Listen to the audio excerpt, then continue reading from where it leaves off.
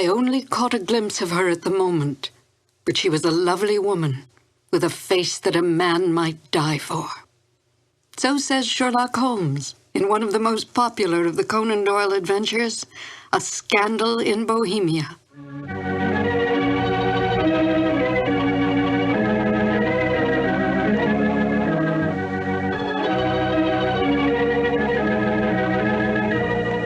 Hello, and welcome to 2 more new adventures of Sherlock Holmes. My name is Peggy Weber, and I had, as a young actress, the good fortune to perform with Basil Rathbone and Nigel on some of their Sherlock Holmes radio broadcasts. To Sherlock Holmes, Irene Adler was the woman. A great deal has been made of this over the years in many a pastiche, and even in some recent feature films, implying that Holmes was in love with Miss Adler. But we must not lose sight of the true nature of Sherlock Holmes. As Dr. Watson writes, Holmes was a man to whom all emotions, particularly that of love, were abhorrent to his cold, precise, but admirably balanced mind. It would not be in Holmes' nature to be in love with such a woman. We must also bear in mind that outward signs of love in the Victorian era were suppressed. Women were considered second-class citizens, creatures who stood behind their men, bred and raised their children, and stood by silently and supportively. Such forward women as Irene Adler were considered loose women, a woman who was, in the words of the King of Bohemia, an adventuress. Holmes accepted this label placed upon Miss Adler by his client, but did not have so narrow a mind about women himself. He might not care for them, but he certainly did respect them, especially such a formidable woman as Irene Adler. Miss Adler was a benign adversary to Holmes, for in truth all her actions were to protect herself, not to bring harm to the great detective or his client, the King of Bohemia.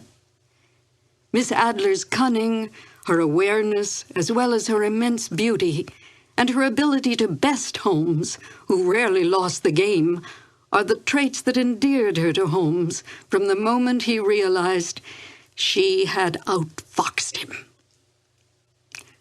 And now, Sherlock Holmes and Dr. Watson in the classic adventure, A Scandal in Bohemia. This episode from the life of Sherlock Holmes will be transmitted to our men and women overseas by shortwave and through the worldwide facilities of the Armed Forces Radio Service. Petri Wine brings you Basil Rathbone and Nigel Bruce in the new adventures of Sherlock Holmes.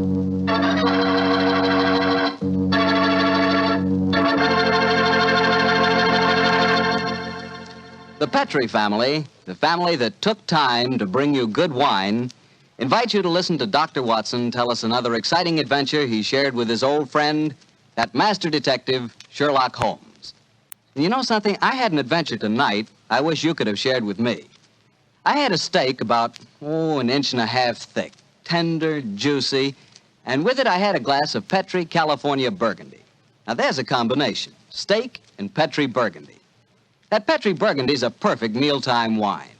It's a rich red wine that's hearty and full of flavor. Flavor that comes right from the heart of the grape. And don't think that Petri Burgundy is only good with steak. It'll make a hamburger sandwich taste like a feast, too. Try Petri Burgundy with any meat or meat dish. It's just wonderful. And serve it proudly, too, because after all, the name Petri is the proudest name in the history of American wines.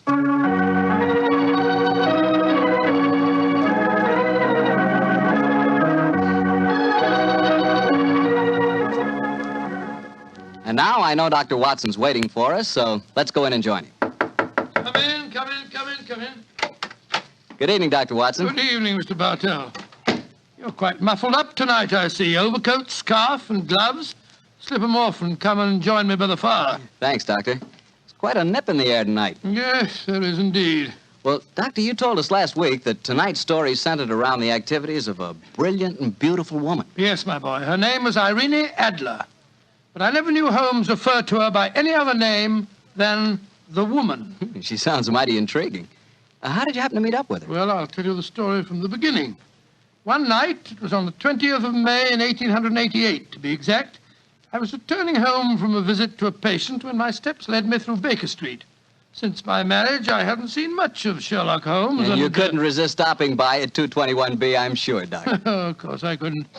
As I stood outside the well-remembered door, I looked up at the lighted windows and saw the tall, spare figure of my old friend pass twice in dark silhouette against the blind. He was pacing the room swiftly, eagerly, with his head sunk on his chest and his hands clasped behind him. To me, who knew every mood of his and habit of his attitude and manner told their own story. He was hot on the scent of some new problem. I rang the bell, and a few moments later, found myself standing before him. Marriage suits you, Watson. You look in splendid shape. Yes, Holmes, I'm feeling very well, thanks. And in practice again, I see. You didn't tell me that you'd gone back into harness. Oh, and how did you know? Elementary, my dear chap. If a gentleman walks into my rooms smelling of iodoform with a black mark of nitrate of silver on his right forefinger and a bulge on the left side of his hat to show where he's secreted his stethoscope, I should be dull indeed if I didn't pronounce him to be an active member of the medical profession. Just the same as ever, Holmes. By the way, I'm not interrupting you. Well, you are, old fellow, but it's a most welcome interruption. You're working on a new case? It looks like it. This letter arrived by the last post today. It's undated and has neither signature nor address. Read it. Let's have a look. There will call upon you tonight at 7:45 a gentleman who desires to consult you upon a matter of the very deepest moment. Your recent services to one of the royal houses of Europe have shown that you are one who may safely be trusted. This account of you we have from all quarters received. Be in your chamber, then, at that hour, and do not take it amiss if your visitor wears a mask.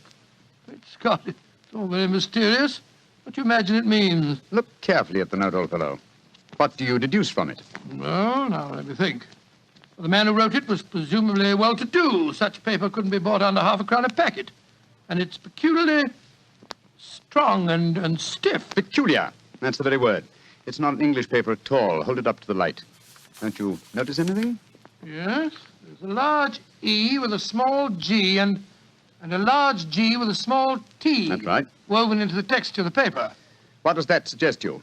The name of the maker, no doubt, or perhaps his monogram. Not at all, my dear fellow. The G with the small T stands for Gesellschaft, which is the German for company. And the EG? That stands for Igria. It's a German-speaking country in Bohemia, not far from Carlsbad. Oh, so the paper was made in Bohemia. Undoubtedly, my dear fellow. And the man who wrote the note is a German. How do you know that? Observe the curious construction of the sentence. This account of you we have from all quarters received. A Frenchman or a Russian could not have written that. It's the German who is so discourteous to his verbs. Oh, there's your client now. I better go home. No, unless you have to. Well, I could stay. I thought that Then perhaps stay, you... old chap. I'm lost without my Boswell, and this promises to be interesting. I told Mrs. Hudson to let the masked visitor come upstairs unannounced. Come in. Good evening, sir. You received my note? Yes, indeed, sir. Come in, won't you, and sit down. This is my friend and colleague, Dr. Watson. You may say anything before him that you can say to me. Whom have I the honor to address? You may address me as Count von Kram. How do you do, sir? You must excuse this mask that I wear. The august person who employs me wishes his agent to be unknown to you, and I may confess at once that the title by which I have just called myself is not exactly my own. I'm well aware of that fact, sir. You see, Mr. Holmes, the matter I am about to discuss implicates the great house of Ormstein, hereditary kings of Bohemia. That has not escaped me either, sir. In fact, if you will state your case, I shall be the better able to advise you. Your Majesty. How did you... Yes. Yes, I am the king. Why should I attempt to conceal it? Why, indeed? I shall remove the mask. There. Mr. Holmes, I have traveled incognito from Prague for the express purpose of consulting you. Then pray consult. Briefly, the facts are these. Some 5 years ago, during a visit to Warsaw, I made the acquaintance of the well-known adventuress Irene Adler. Irene Adler. We know of her, Your Majesty. Look her up in the index for me, will you, Watson? Yes, it's right beside you on the desk there. I imagine that the name would not be unfamiliar to Here you. we are. Abrahams, Acton Green, Hatchet Murders. Adler. Splendid, huh? splendid, old fellow. Hand me the file, will you? Thank you. Irene Adler, born in New Jersey in the United States in 1858, contralto. Prima donna Imperial Opera of Warsaw. Retired from the operatic stage, living in London. Quite so. And here's a recent notation. Your Majesty, as I understand, became entangled with this young person, wrote her some compromising letters, and is now desirous of getting those letters back. Precisely so, but how did... Was there a secret marriage? None. No legal papers or certificates? No. Then I fail to follow, Your Majesty. If this young lady should produce her letters for blackmailing purposes, how is she to prove their authenticity? There is the handwriting. That could be a forgery, Your Majesty. But it was private notepaper. Stolen. My own seal. Imitated. My photograph. Bought. What? They were both in the photograph. Oh, dear. That's very bad. Your Majesty has indeed committed an indiscretion. Did you inscribe the photograph, Your Majesty? Yes, Dr. Watson, I'm afraid I did. Precious me. Mr. Holmes, it must be recovered. Perhaps if you were to pay enough, the photograph might be bought. She refuses to sell. Oh, stolen, then. 5 attempts have been made. Twice burglars in my pay ransacked her house. Once we diverted her luggage when she traveled. Twice she has been waylaid. There has been no result. Oh, dear. It's quite a pretty little problem. It is a deadly serious one to me. Your Majesty, what does Miss Adler intend to do with the photograph? To ruin me. Oh, how? Well, I'm about to be married to the second daughter of the King of Scandinavia. She is the soul of delicacy. A shadow of a doubt as to my conduct would bring the matter to an end. And Irene Adler threatens to send the photograph to your fiancé, I suppose. Yes, and she will do it. Rather than let me marry another woman, there are no lengths to which she would not go. Are you sure that she's not already sent it, Your Majesty? I am sure. Now, why, Your Majesty? She said that she would send it on the day my betrothal is publicly announced. That day will be next Monday. Splendid. Then we have still 3 days yet. Your Majesty will, of course, stay in London for the present. Certainly. You will find me at the Langham Hotel, registered as Count von Kram. Just 2 questions before you leave, sir. What are they? Is the photograph large or small? Quite large. And it was in a heavy frame. I see. And what is Miss Irene Adler's London address? Brioni Lodge, Serpentine Avenue, St. John's Wood. Thank you, Your Majesty. Good night, and I trust we shall soon have some good news for you. I am placing all my hopes in you, Mr. Holmes. Good night. Good night, Dr. Watson. Good night, Your Majesty. Fascinating problem, Holmes. I wish I could help you with it. You can, my dear chap. Huh? I shall be glad of your company. Oh, splendid. What's our first move, Holmes? Well, a good night's rest, I think. We'll meet here at 10 o'clock tomorrow morning. And then? Then, my dear fellow, we will see what we can find out about Miss Irene Adler, late of the Warsaw Imperial Opera Company and at present residing at Briony Lodge, Serpentine Avenue, St. John's Wood.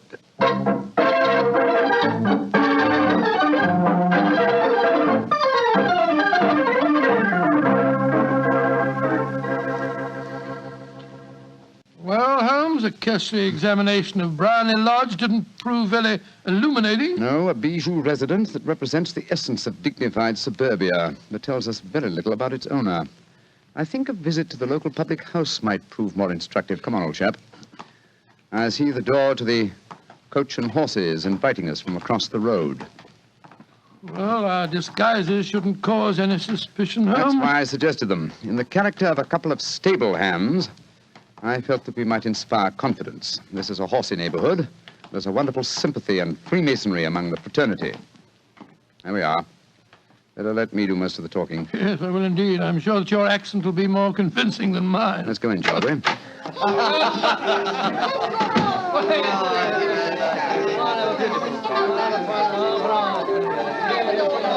Well, what'll it be, mateys? Half of Oldham Mile, please. How about you, Charlie? All ever say? Yeah, 2 halves of Oldham Mile.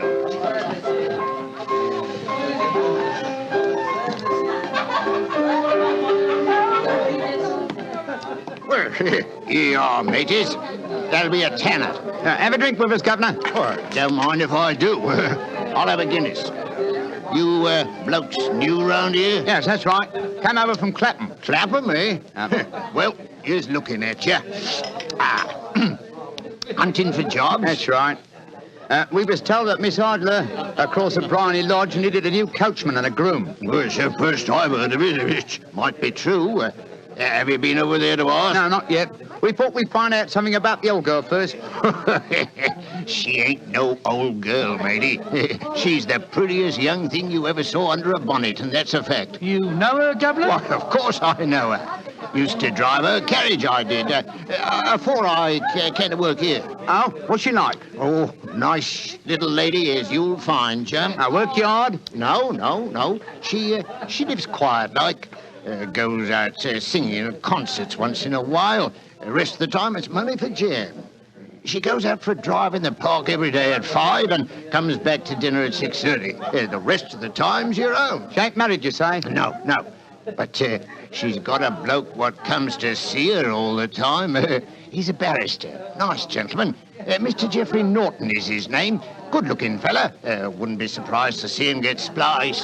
Sounds like a cushy job to me. Come on, Charlie. Let's get over to the house and see what's what. Much obliged to you, chum. Well, good luck, mateys, and thanks for the dinners.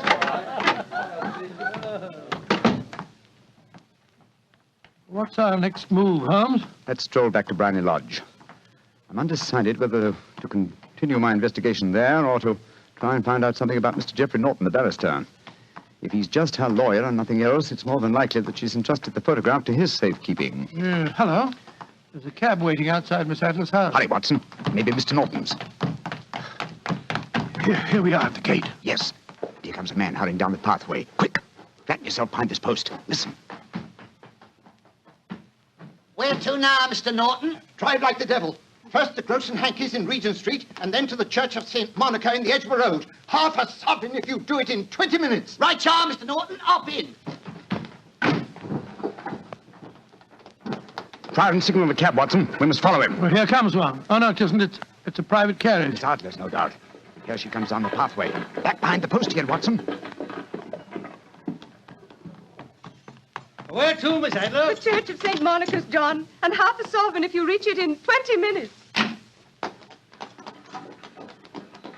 The game's afoot, Watson. Quick. We must get a cab and follow them. Here comes a hansom. Hi, cabby! Here! You blokes got enough money to take a cab? Here's a half sovereign for you, my man. Right, you are. Where to, Governor? The Church of St. Monica in the Edgware Road, and another half sovereign for you if you get us there in 20 minutes.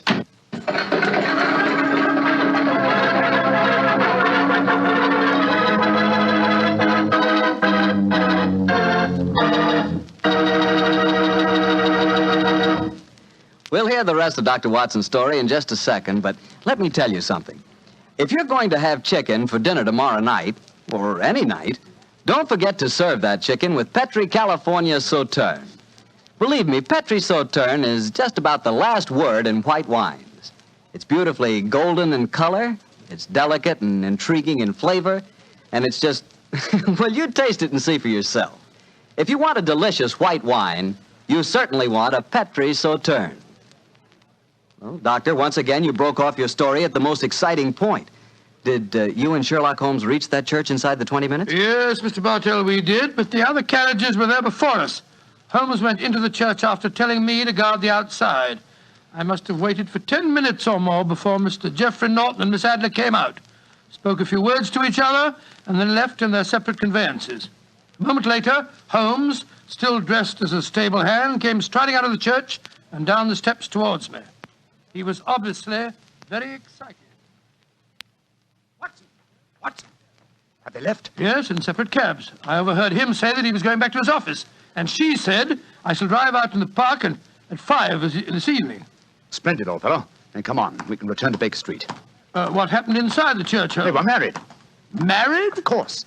The ceremony would have been illegal if it had been performed after noon. That accounted for their wild dash to the church. Jump into the cab. Where to now, Governor? 221B Baker Street. Oh, so they got married, eh?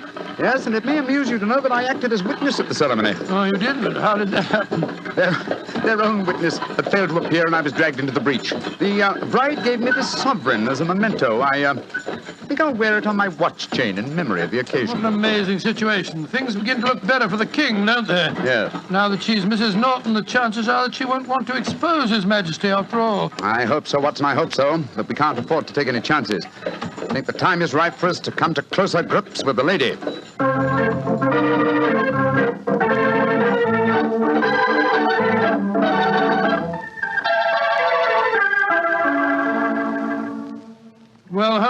that we've eaten, perhaps you'll tell me your plan. With pleasure, my dear fellow. And while I'm so doing, I'll proceed with applying the makeup for my new disguise. Another disguise? What's it to be this time? I think the character and appearance of an amiable and simple-minded nonconformist clergyman would be most suited to my plan for entering Miss Adler's house. Oh, you're going to try and enter, then? I must, dear fellow. Yes, I'm sure the photograph is there.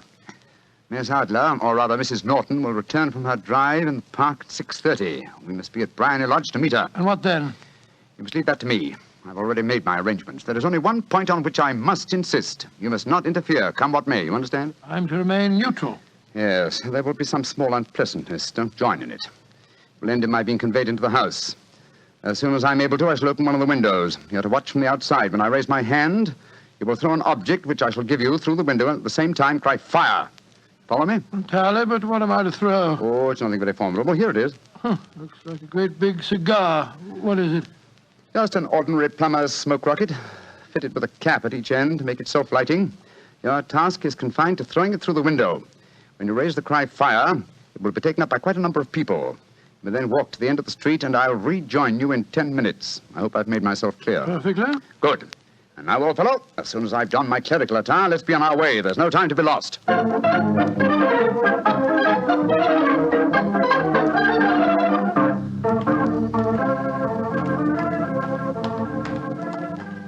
It's nearly 6:30, Holmes. We've been pacing up and down in front of her house for half an hour now. I hope she does come back. I'm sure she will. There seem to be a lot of loafers hanging round her gate. All part of my conspiracy, old chap. You'll see them play their parts in a few minutes. You still think the photograph is inside the house? Yes, I'm sure of it. It's most unlikely that she carries it about with her. Remember, the king told us it was a large frame picture. And also remember that she planned to use it within a few days. It must be where she can lay her hands on it. It must be inside her house. But her house has been burgled twice. They don't know how to look. Well, how will you look? I won't. I'll get her to show me. She'll refuse. No, she won't be able to. Shh. Here comes the carriage now. Remember, Watson, carry out my orders to the letter. Yes, you can trust me, Holmes. Blimey, here comes the Duchess of Tiddlewigs. Let's put out the carpet. She might get her tootsies wet. Oh, put a sock in it, Alfie. Leave him alone. She's no better than she ought to Please, be. please let me through. I live here. Well, ain't that nice? We'll all come in and have a cup of cocoa. Move out of the way, please, and let the lady through. Mind your own business. Just 'cause your collar's turned the wrong way, you can't spoil our fun. That's right, Eddie. Keep your nose out of it, parson. Please, please don't fight about it. I tell you to stop molesting the lady. Do ya? Then how would you like a biff in the nose? Oh, he hit the poor man. Then he ran away, the coward. Is the clergyman badly hurt? He hit his head, Mum, and he fell. If you asks me, he's hurt bad. He's bleeding something terrible. Can we bring him in, Mum? He can't lie here in the street. Why, of course. Bring him in. Right you are, Mum. Here, Bert. Right out. Give us a hand. Anyway, Coo, poor fella. Do you see what happened to him, mister? Yes, I saw, my good woman. A very convincing demonstration. What do you mean? Weren't you paid by a certain gentleman for this performance? Oh, you knows about it, too. Yeah, you must be a friend of Mr. Sherlock Holmes. Yes, I am. Nice gentleman. He give us $5 bob apiece for tonight's work. It ain't through yet, though. We got to start yelling fire when somebody tells us. I'm that somebody, my dear lady. There's Mr. Holmes now. He's inside the house. Yes, he's opening a window. Now he's raising his hand. That's my signal. Now to throw the rocket. There we are. Fire!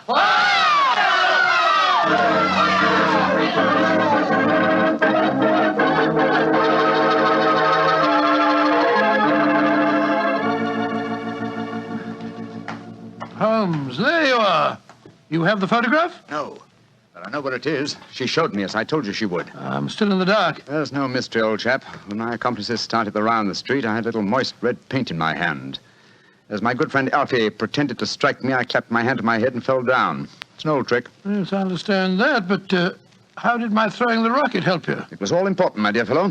When a woman thinks her home is on fire, her instinct is at once to rush to the thing she values most. A married woman grabs her baby. An unmarried reaches for her jewel box. In this case, of course, it was the photograph. Where was it? In a recess in the living room, just above the right-hand bell pull. I caught a glimpse of it as she half drew it out. When I made it known that the fire was a false alarm, she replaced the photograph. As soon as I was able, I assured her that I was feeling well enough to leave. You didn't take the photograph, then? No, I felt that Over-precipitance at this stage might ruin everything. And what do we do now? Drive to the Langham Hotel and inform His Majesty of what has happened. Then return with him here. After that, my dear chap, the case will be ended.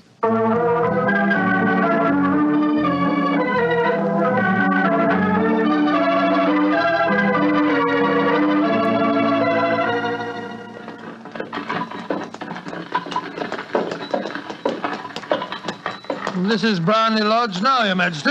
I'm all impatience. You're certain this photograph will still be there, Mr. Holmes? I have every reason to believe so, Your Majesty.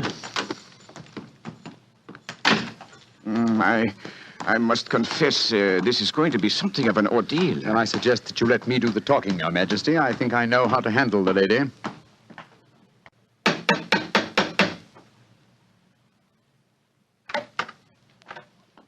Mr. Sherlock Holmes, I believe. Yes. I am Mr. Holmes. How did you know? My mistress told me that you would be likely to call. She has left for the continent with her husband. You mean she's left England? Never to return. Then the papers, the photograph. All is lost, Mr. Holmes. We'll soon see. Follow me. She said you've been looking for something. I hope you find it. This was the bell pull. There's a sliding panel behind it somewhere. Ah, here it is.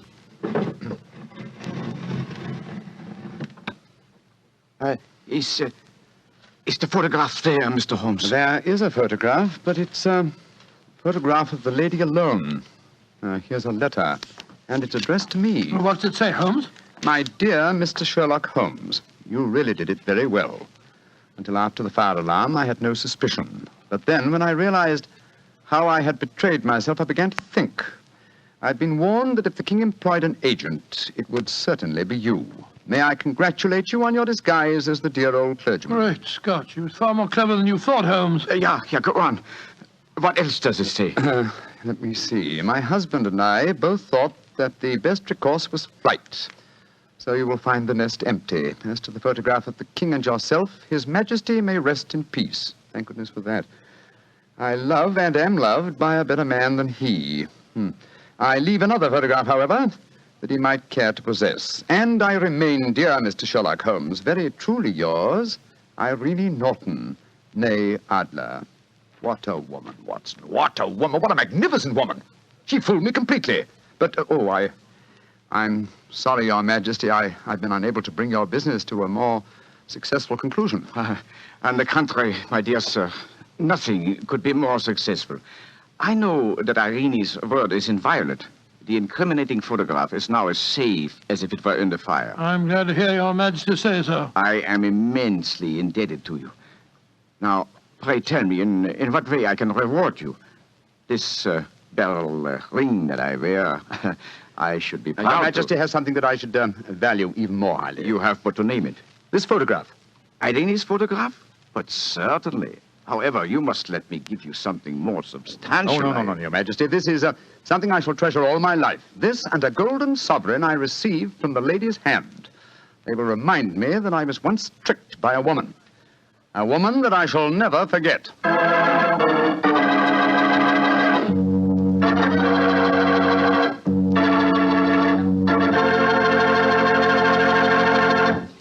What a woman, that Mrs. Adler. Or should I say, Mrs. Norton. That's the kind of woman I could really go for, Doctor. Yes, you could. Just between ourselves, you know, I sort of, I sort of could go for her myself. She was intelligent. Yeah, she was rich. Beautiful. That's the kind of woman you want sitting next to you in front of a cozy fire on a nippy fall night. Just the three of you. The three of you? Mm-hmm. You, she, and a glass of Petri port. Mr. Bartelli. Why not? That Petri California port is some wine. Boy, that Petri family really knows how to make good wine, all right. And no wonder. Look at all the experience they've had.